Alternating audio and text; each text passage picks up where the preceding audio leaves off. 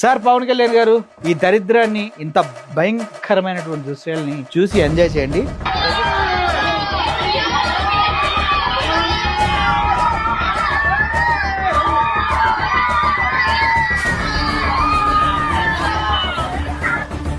చుట్టూ వెహికల్స్ వెళ్తున్నాయి, మధ్యలో ఈయన స్టంట్ చేస్తున్నాడు, వెనక పవన్ కళ్యాణ్ బర్త్డే డాన్స్. ఈ వెహికల్స్ లో ఏ ఒక్కటి అది అదుపు తప్పినా, ఇతను దగ్గర బండి హ్యాండిల్ మిస్ అయినా ఎవడి జీవితాలు పాడవాలరా, ఎవడి జీవితాలు పాడవాలరా. ఆల్రెడీ ఒక పాప చెయ్యిరిగింది, నాకు తెలుసా. ఈ చెత్త ఎదవలు చేసే సొల్లు స్టంట్స్కి రెస్పాన్సిబిలిటీ ఎవడు? పవన్ కళ్యాణ్ గారా, మన రాష్ట్ర డిప్యూటీ సీఎం గారా.